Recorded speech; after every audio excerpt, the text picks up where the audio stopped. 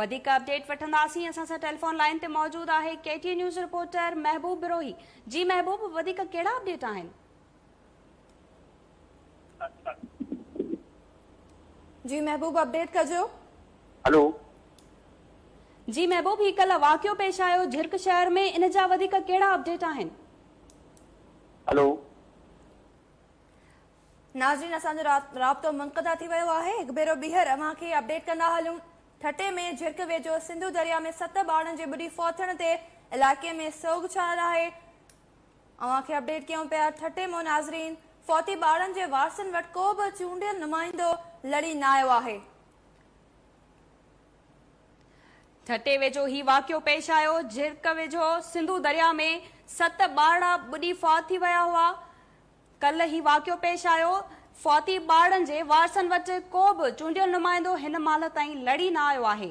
अफ़सोसनाक ख़बर अव्हांखे ॾियूं पिया नाज़रीन, ठटे में ही हादसो पेश आयो आहे जिथे झिरक वेझो सिंधु दरिया में 7 ॿारनि जे ॿुॾी फौथण ते इलाइक़े में सोग छायल आहे। अव्हांखे अपडेट कयूं पिया 7 मासूम ॿार ॿुॾी फौत थिया।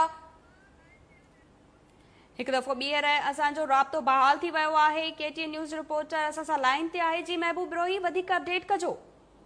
जी, गुज़िरियल ॾियारे अफ़सोसनाक वाक़ियो पेश आयो जंहिंमें झिरक जे वेझो सिंधु दरिया में टाइम मरी में हिकिड़ी शादी जी नंढड़ी तकरीब हुई जंहिंमें मुख़्तलिफ़ इलाइक़नि मां हुननि जा महिमान आयल हुआ। उहे तकरीब में मसरूफ़ हुआ। 7 मासूम ॿारड़ा जिन में 3 ॿारड़ियूं ऐं 4 जेके ॿारड़ा हुआ उहे भेंजण लाइ जीअं ई सिंधु दरिया में लथा त उनो पाणी हुजण जे करे हिक ॿिए पुठियां उहे ॿुॾी फोत थी विया, जिन जा लाश संदन वारस कढाए जेका झिरक जी जेका रूरल हेल्थ सेंटर पहुचाया, जंहिंखां पोइ उतां खां गाॾी उन्हनि खे न मिली ऐं पंहिंजी सुज़ुकी में उहे वापसि ॿारनि जा लाश कढाए पंहिंजे घर पहुता। जिन जी तदबीर वारियूं रस्मूं राति देर सां अदा कयूं वेयूं, जंहिंमें 2 ॿारनि जा लाश जेके आहिनि झिरक वेझो दफ़नाया विया। 4 ॿारड़ा जेके आहिनि उहे महिमान थी आयल हुआ, जिन जो ताल्लुक नवाब शाह जे दौड़ वारे इलाइक़े सां हुआ। उहे दौड़ निया विया ऐं हिकु ॿारड़ो जेको आहे हुनजा वारस कराची लाश खणाए विया। हिन वक़्तु जेके फौती ॿारनि जा जेके वारस आहिनि उन्हनि पंहिंजे फौती ॿारनि जी जेका जो तॾो जेको आहे तज़कियो वसूल करण लाइ उहे झिरक जे वेझो ॻोठ दाइम मरी में विछाए छॾियो आहे, जिते इलाइक़े वासी ॻोठाणा ज़रूरत ते पहुची रहिया आहिनि। इलाइक़े में सोग वारी सूरत आहे। समूरा इलाइक़े वासी जेके ॻोठाणा आहिनि झिरक जे आसपास ठटे समेत मुख़्तलिफ़ सॼे इलाइक़े सोग वारी सूरत आहे, छाकाणि जो अलॻनाक हाड हारींदड़ वाक़े में अफ़सोसनाक वाक़े में 7 ॿारड़ा फोती विया। पर ॿिए ॾींहं ताईं बि को बि चूंडियल निमाइंदो या हुकूमती निमाइंदो वारसनि वटि तॾहिं ते लंघी न पतो आहे। उन्हनि जे हमदर्दी लाइ उन्हनि जी मदद पंहिंजी परे जी ॻाल्हि आहे, पर उन लाइ हमदर्दी जा 2 लफ़्ज़ चवण लाइ उन्हनि वटि बि को बि हुकूमती निमाइंदो न आहे पतो। उहे इतला मिलिया आहिनि त जेको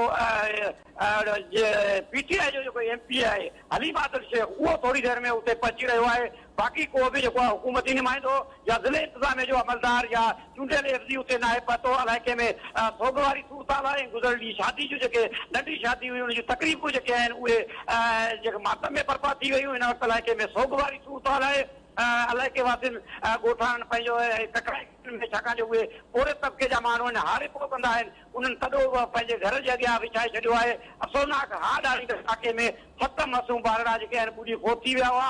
उनखां पोइ इलाइक़े में हिन वक़्तु बि सोग वारी सूरत बरक़रार रही। जी महबूब बिरोही, अपडेट करण लाइ अव्हां जी महिरबानी।